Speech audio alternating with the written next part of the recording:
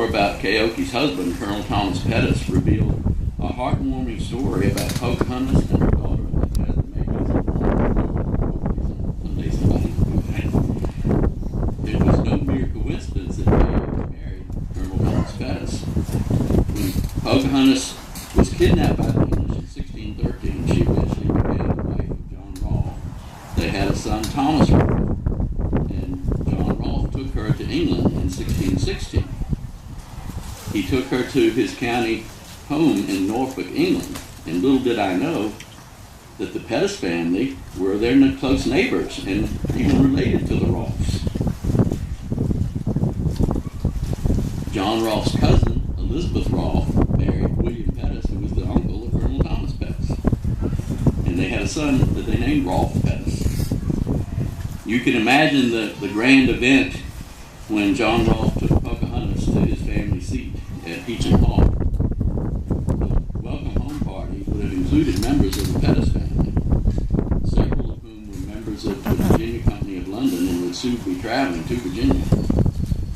You can just hear Pocahontas' plea to members of the Virginia Company to please check on the well-being of her daughter back in Virginia when they would get there. Young Thomas Pettis was about the age of 17, and he evidently heard Pocahontas' plea. And when he eventually went to Virginia, he did just that. He sought out Keoki, found her, fell in love with her, and married her. We don't know all of the names of the children of Keoki and Thomas Pettis, but we've been able to piece together a few. Their daughter, Christian Pettis, who was named after the sister and the matriarch of the Pettis family, Christian Pettis, had two husbands, John Martin and Francis Whitehead. She had children by both men. And I would assume today, from all the descendants she had, they must number in the millions. Some of the families who descend from her are the families of Peyton, Rowe, Robertson, Sullivan, Newton, and many others.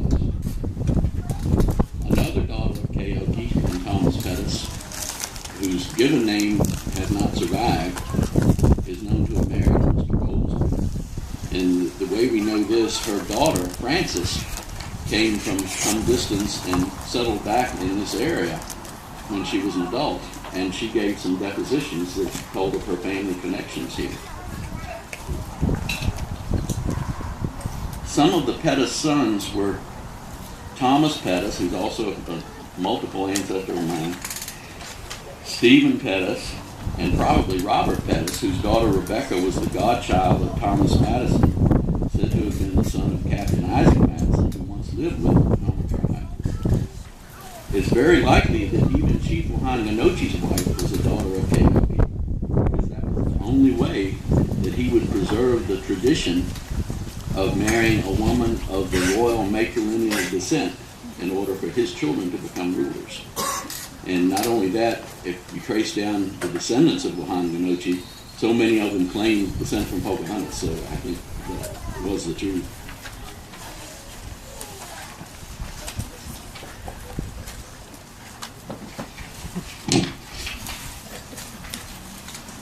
One of the brothers of Sir Peyton Rowe was Charles Peyton of Stafford.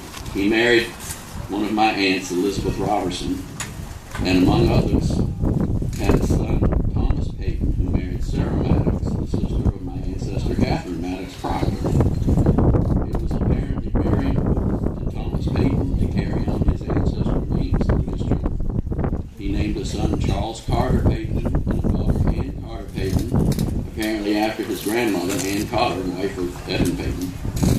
He had several other children, but the one whose name impressed me the most was that of his daughter, Rebecca Martin Peyton. Thomas carried on the important connection to the Indians through the name of Martin, named after his ancestor Christian Martin, and through the name of Rebecca, the baptismal name of his ancestor Pocohontos. We would never have known about the name of Rebecca Martin Peyton, except that she died giving birth to a daughter who also died.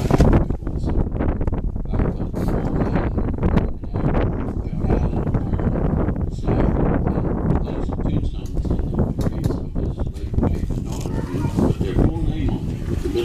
which was very rare at that time. We're very fortunate that so many of the ancestors named children after their own ancestors. Otherwise,